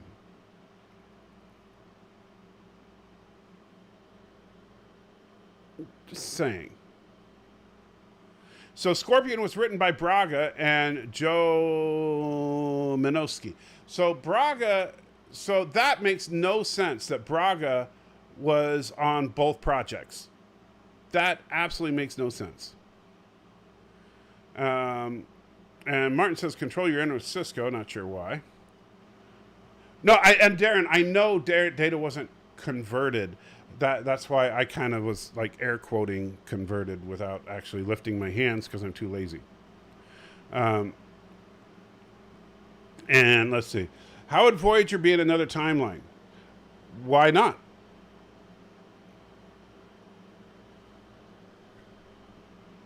Why wouldn't it be? Why couldn't it be? It's in an alternate timeline where the Borg were on Earth since the First Contact incident. And that's why the scientific community knew about the Borg before the Borg were ever encountered. And that's why we have records of Cochrane talking about the Borg, and yet, despite the fact that Cochrane, the inventor of warp drive, was talking about cyborgs from the future trying to enslave humanity, and Picard never once went, I seem to remember Zephyrin Cochrane talking about cyborgs trying to enslave humanity. I wonder if he meant the Borg. Wonder why that never happened. Maybe because it's in a different timeline. And Darren says, I think you have a dirty mind when it comes to First Contact. Maybe I'll do a video about it, Darren. I don't know. What do you think, Deej? Do you think I should do a video to demonstrate that Data and the Queen had sex? Yep, go ahead for it. I think you could get a hell of a lot of views on that. I doubt it, but I'll try. Data and the Queen docked for sure. That'll be the name of the video. Well, heck, That was a perfect situation. She could have took the upper half and went off and controlled the Borg and just gave him the bottom half. Yeah. Since the Borg are all connected, didn't Data technically have sex with all of them? Was it an orgy? You know, it would be... you could write so many horrible fanfics. Like, at the moment that the Queen was at her peak, the entire collective explodes or something. Just...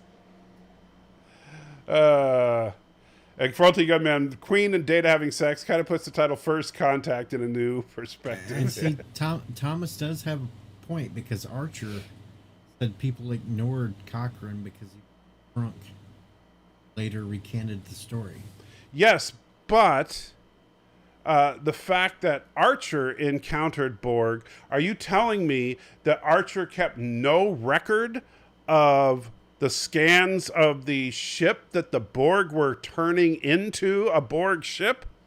That they didn't keep any the science team that took, they even said detailed pictures that they then transmitted to Enterprise so that they could see what they looked like. Did they delete them all?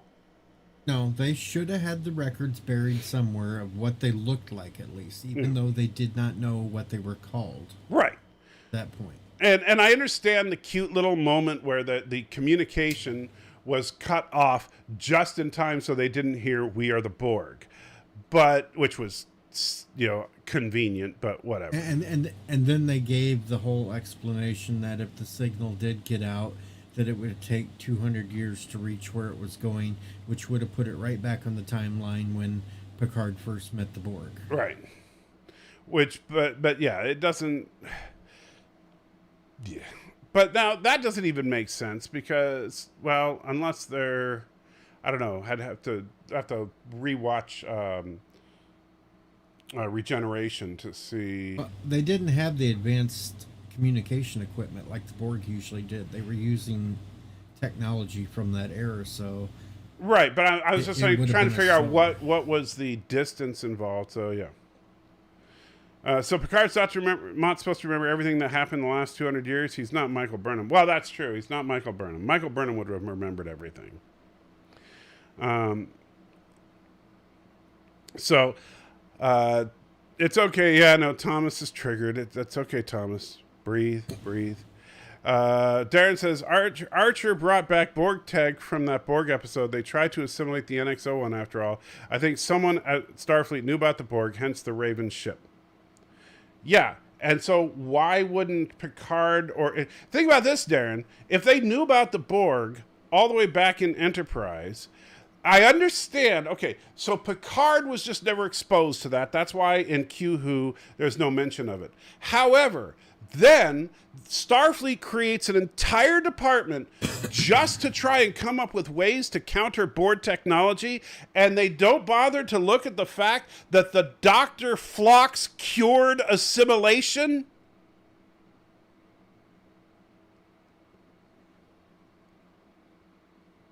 Yeah, that's a little problem right there. And not only that, but Dr. Phlox figured out that Borg tech was vulnerable to certain types of radiation. There's your weapon right there.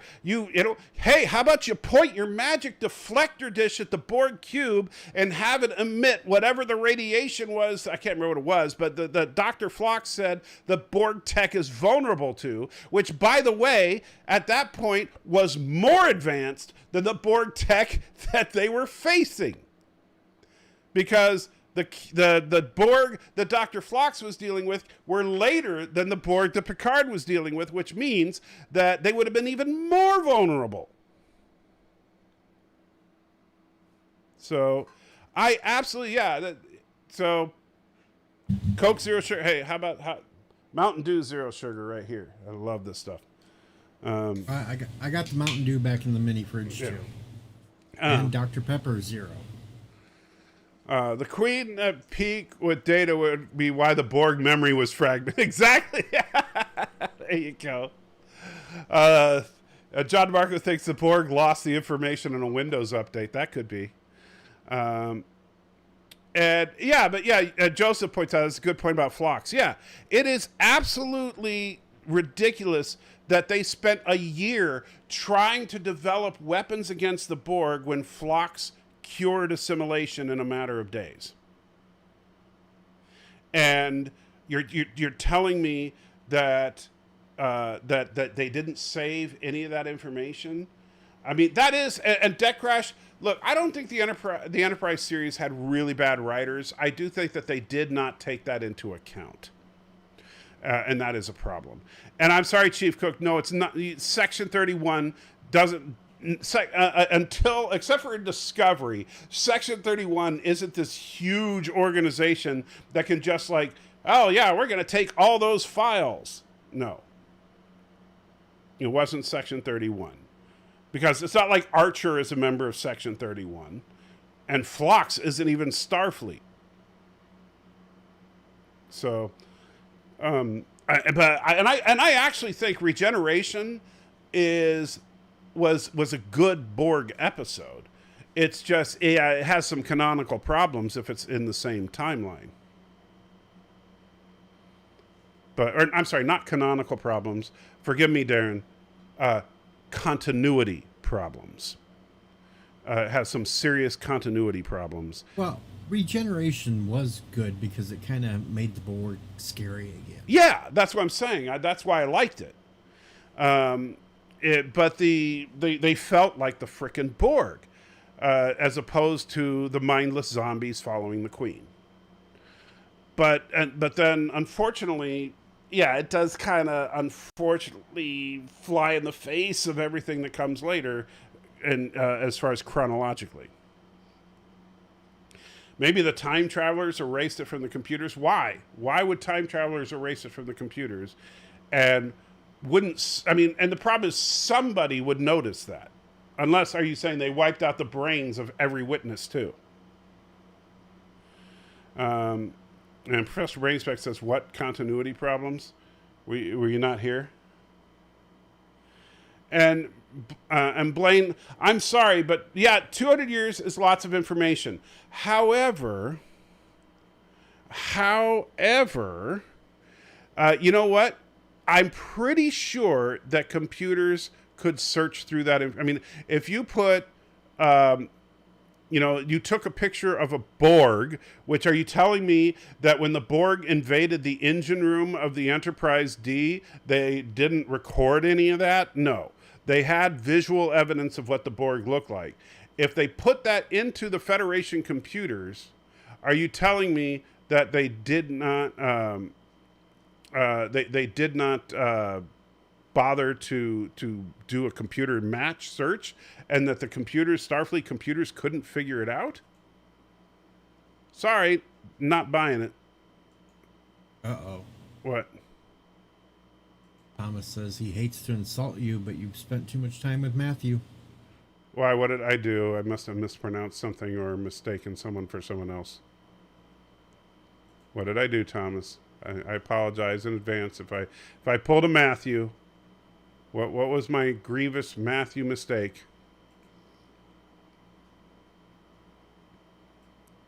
One says Control suppressed it. Control suppressed the information. Oh, jeez.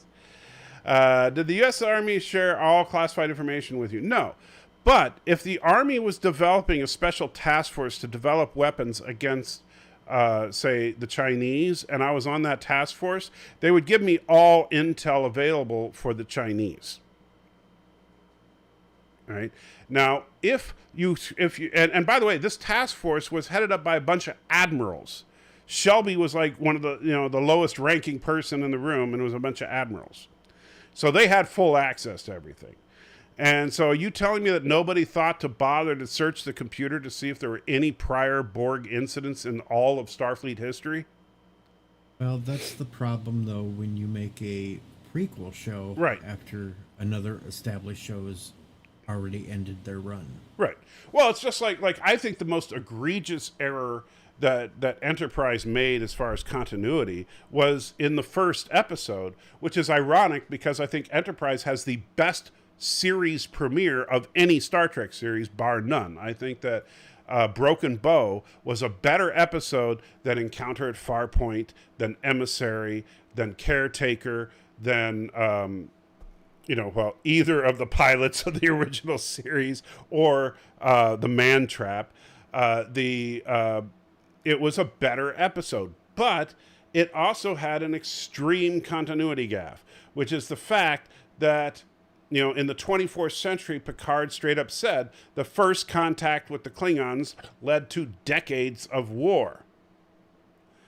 And you're overlooking the fact that they actually showed a Klingon as a Klingon in Broken Bow, and got to the regular flat-headed Klingons in TOS, and then it took an episode of Deep Space Nine to have Worf say he didn't want to talk about why Klingons look that way. They did put in remember, they put in the augment virus in Enterprise to explain that.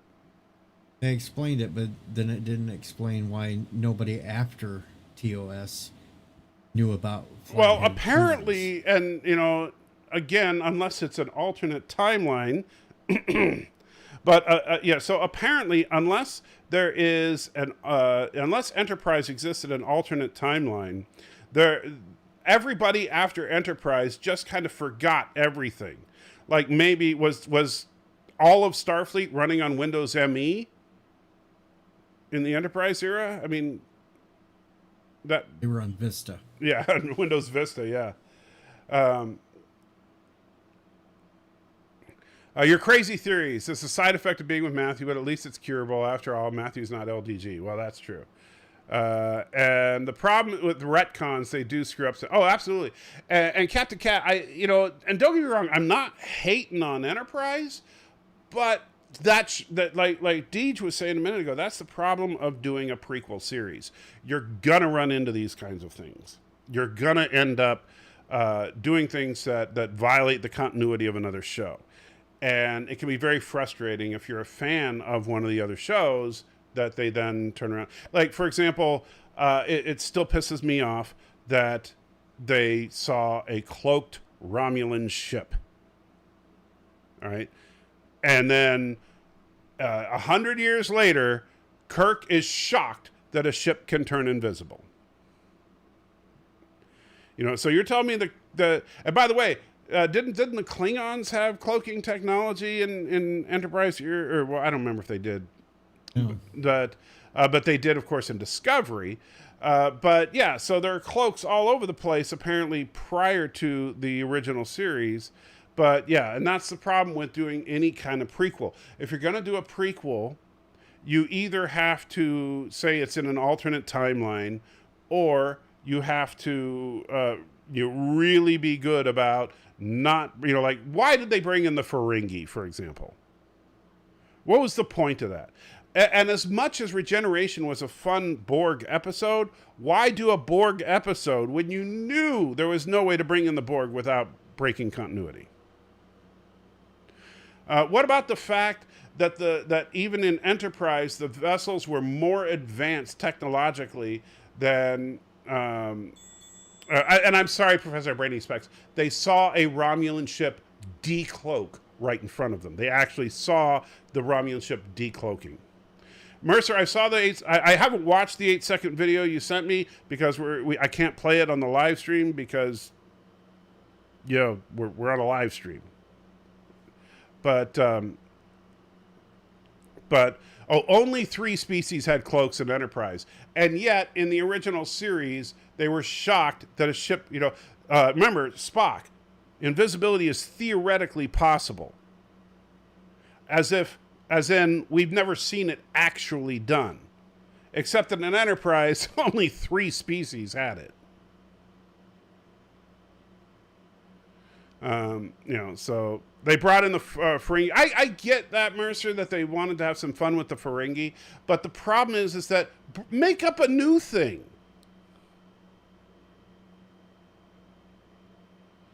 And Darren, yes, Phlox was able to cure himself because he was a Nobulan, and the nanoprobes it took them a while to try to assimilate him. I get that.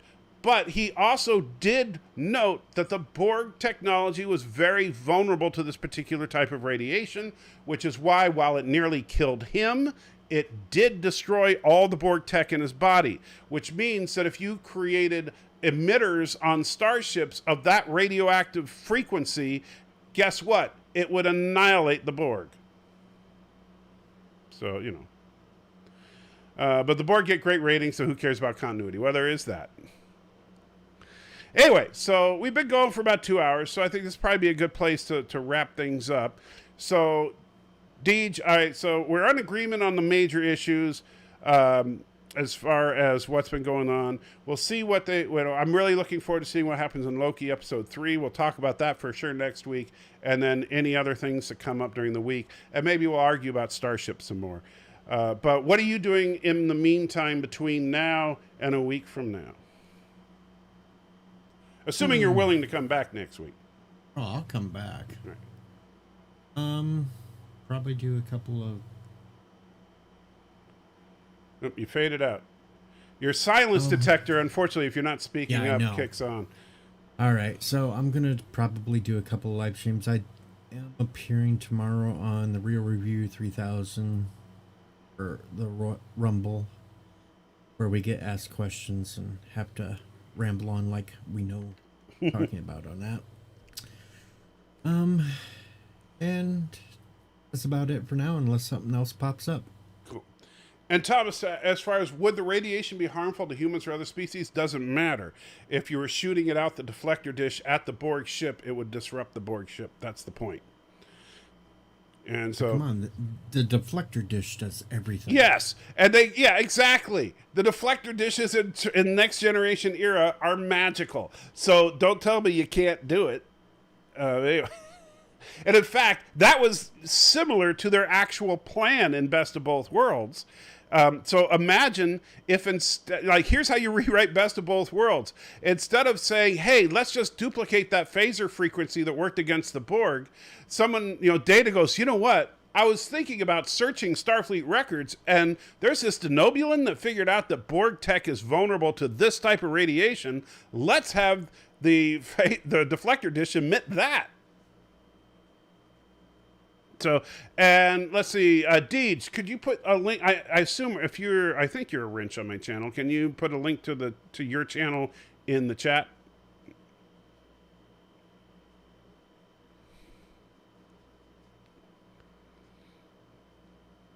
There we go. So there is the Deej himself, DJ Odyssey 1971, better known as Deej. Better known as the only Ewok who is a furry within a furry. True story. I suppose.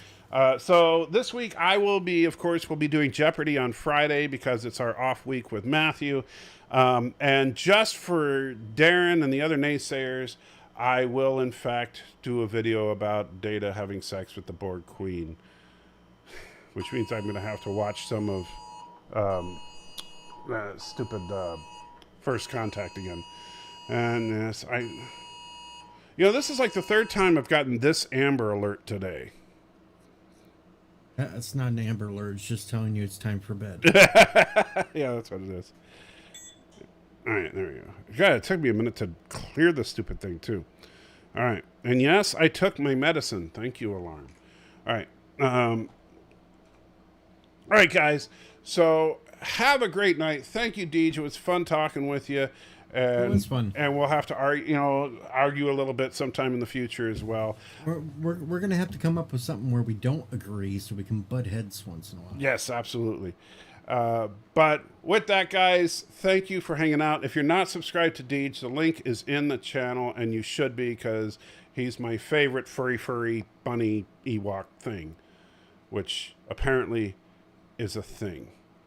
And you're right. Every week is an off week for Matthew, but you know what I'm saying. By the way, I'll tell you guys, Matthew, this next time, now I described the movie to you, Deej. Would you agree that Matthew is in some serious trouble next week?